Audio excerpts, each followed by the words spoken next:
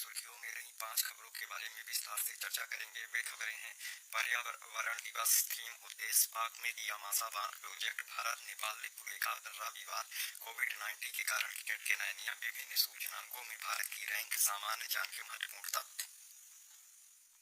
विश्व पर्यावरण दिवस इतिहास, थीम और उद्देश्य। विश्व पर्यावरण दिवस 5 जून 2020 को विश्व भर में मनाया जा रहा है। हर एक विश्व पर्यावरण दिवस पर पृथक आयोजक देश का चयन होता है, जहां आधिकारिक समारोह का आयोजन किया जाता है। पहला विश्व पर्यावरण दिवस 5 जून 1974 को मनाया गया था। विश्व में लगातार बढ़ रहे प्रदूषण और बढ़ रहे ग्लोबल वार्मिंग की चिंताओं के चलते विश्व पर्यावरण दिवस की शुरुआत की गई थी। इनमें प्रकृति के प्रति चिंता और उनके संरक्षण की भावना भी निहित है।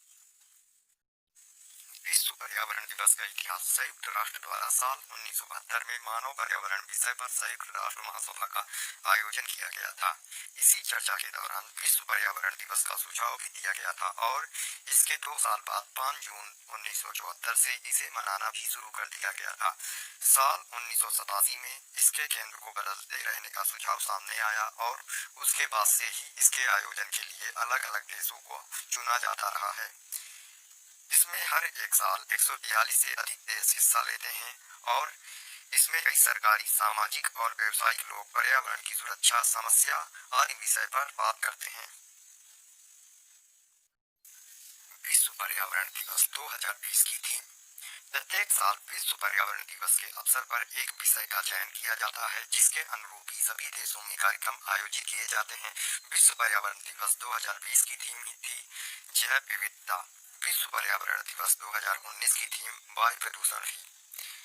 इस दिवस का उद्देश्य लोगों को पर्यावरण की सुरक्षा के प्रति जागरूक करना तथा पर्यावरण के लिए कार्य करना है।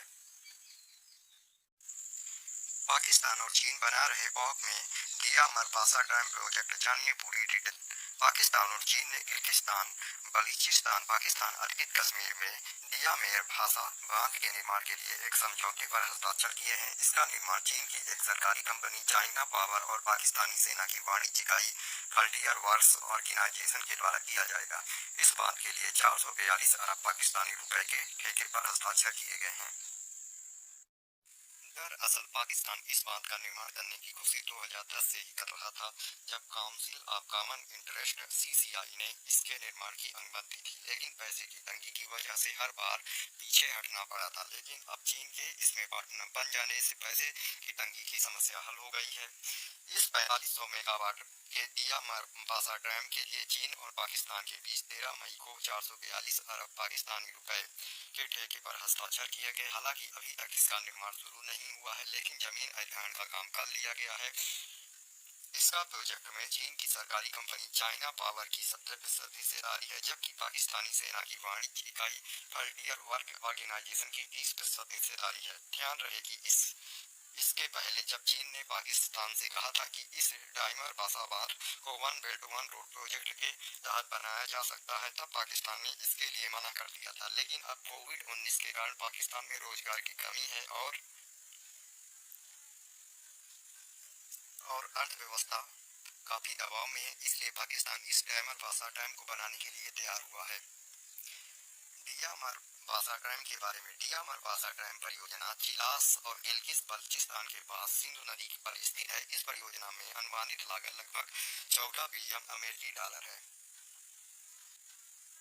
पाकिस्तानी समाचार पत्र डान के अनुसार बांध की ऊंचाई 272 मीटर होगी और 8 मिलियन एकड़ फुट जलाशय का निर्माण किया जाएगा, जो कि दुनिया का सबसे ऊंचा रोलर कॉम्पैक्ट कंक्रीट बांध होगा। इसमें 14 गेट, एक स्लीववे और गाद को बाहर निकालने के लिए 5 आउटलेट होंगे। पुल का निर्माण बांध ढांचे के नीचे के प्रवाह की ओर होगा। पाकिस्तान को दिया मरपासा डैम से होने वाले लाभ। पाकिस्तान ने सिंधु नदी पर कई बांध बना दिए हैं, जो कि अब पुराने भी हो चुके हैं। इस नए बांध के निर्माण से इन पुराने बांधों के ऊपर लोड कम होगा और उनकी आय बढ़ने की संभावना है। इसका फायदा डरबेला बांध को होगा और उसकी आय कम से कम 35 वर्ष बढ़ जाएगी। इस बांध के बन जाने से पाकिस्तान में बाढ़ की संख्या, बाढ़ की भीषणता और निरंतरता में कमी होगी। इससे सिंधु बेसिन सिंचाई प्रणाली में सिंचाई की उत्तम व्यवस्था हो जाएगी, जो कि मौजूदा जलाशयों में गाद जमाव के कारण खराब हो गई है। इस परियोजना से अर्थव्यवस्था के सभी क्षेत्रों पर विकास को गति मिलेगी और पानी और स्वच्छता ऊर्जा की उपलब्धता में सुधार के अलावा रोजगार के अवसर भी बढ़ेंगे। इस प्रोजेक्ट के डायरेक्टर ने बताया कि इसके बनने से पाकिस्तान में लगभग 16,500 नई नौकरियां सृजित होंगी। इसके अलावा यह 45,000 मेगावाट हाइडल बिजली और लगभग 1.2 मिलियन एकड़ जमीन की सिंचाई में मदद करेगा। अब देखने वाली बात यह है कि क्या भारत अपनी कूटनीति के तहत इस डैमर बासा डैम के निर्माण को रुकवाने में कामयाब होगा। हालांकि इसके पहले विश्व बैंक और एशियाई बैंक इस प्रोजेक्ट को विवादित क्षेत्र होने के कारण आर्थिक मदद देने से मना कर चुके थे।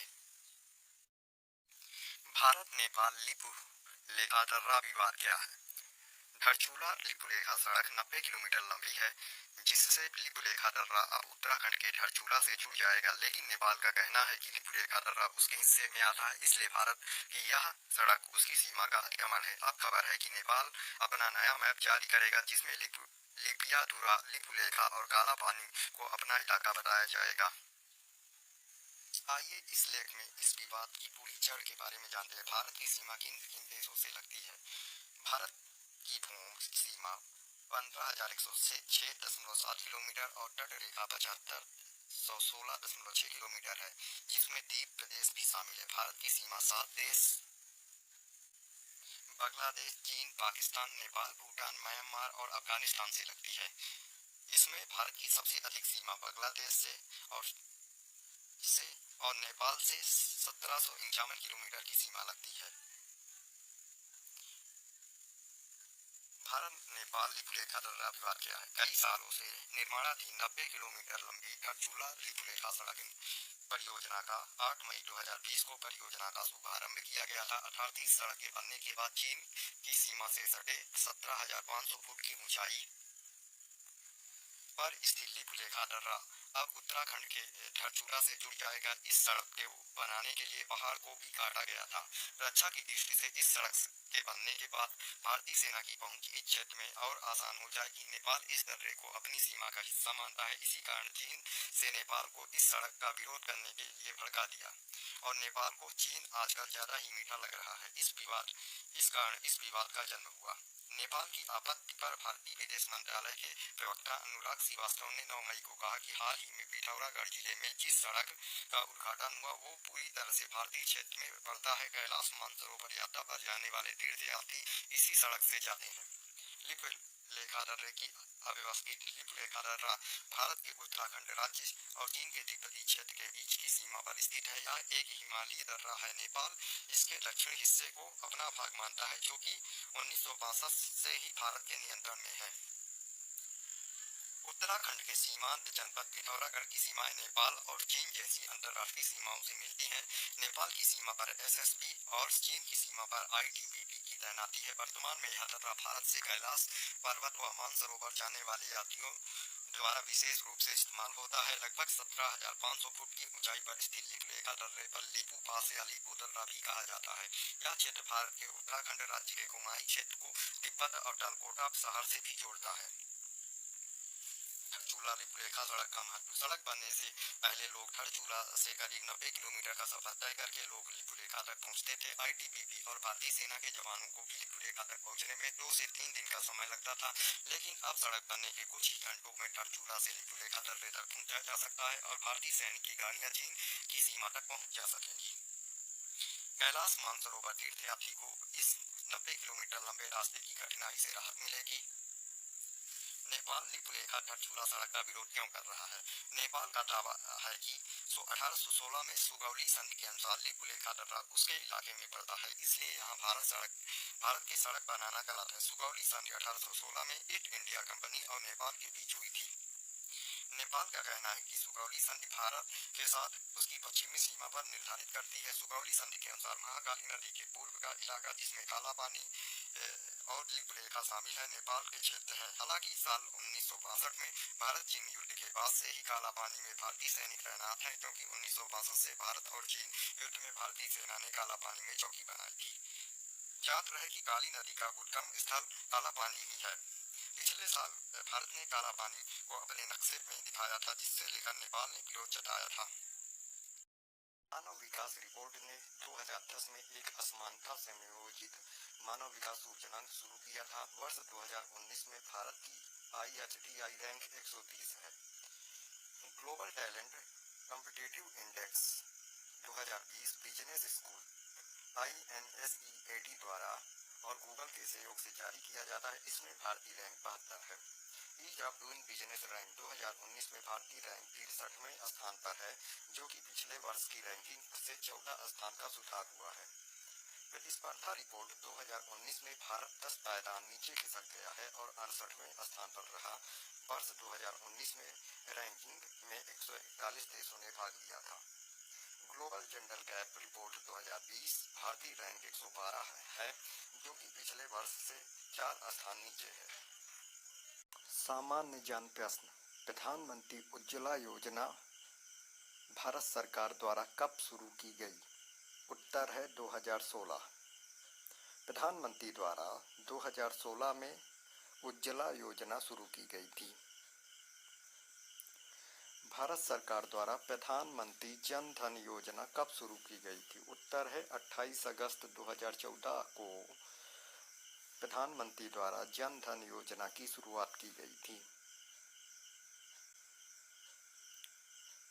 मौजूदा प्रधानमंत्री किसान योजना के तहत भारत सरकार ने किसानों को लॉकडाउन के दौरान कितने रुपए देने की घोषणा की है?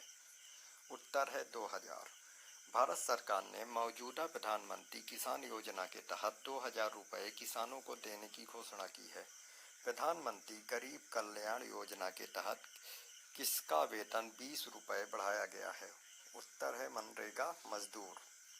प्रधानमंत्री गरीब कल्याण योजना के तहत मनरेगा मजदूर की भी 20 रुपए में वृद्धि की गई है। बैंकिंग सेवाओं से अधिक लोगों को जोड़ने के लिए भारत सरकार द्वारा कौन सी योजना शुरू की गई है? उत्तर है प्रधानमंत्री जन धन योजना।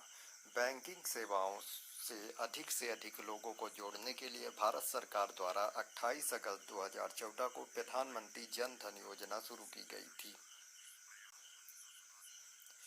पुरुष US ओपन 2019 खिताब का विजेता कौन है? उत्तर है राफेल नाडाल।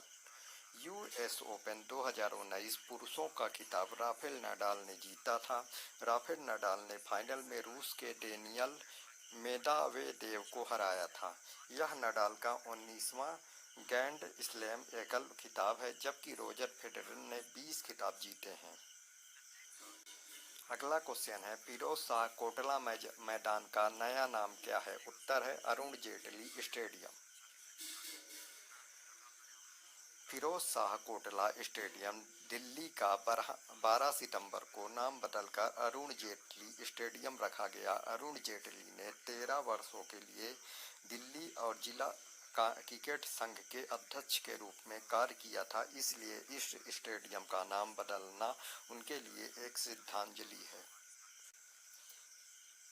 निम्नलिखित में किस क्षेत्र ने रणजी ट्रॉफी 2019 जीता? उत्तर है सौराष्ट्र। विंदर्भ। उत्तर है विंदर्भ।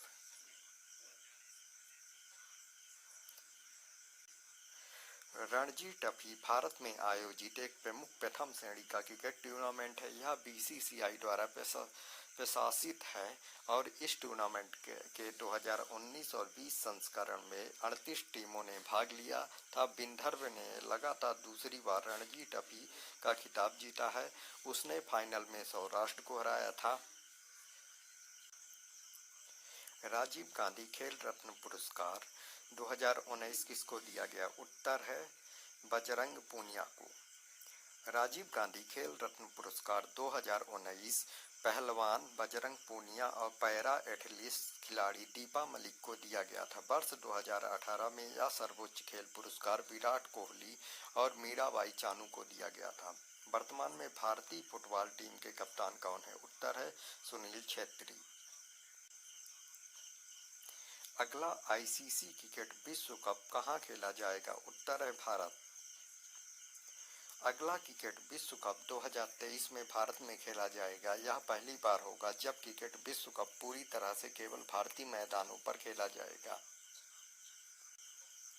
आईसीसी क्रिकेट विश्व कप में शतक लगाने वाली प्रथम भारतीय महिला खिलाड़ी कौन थी? उत्तर है फिरोज कामनी।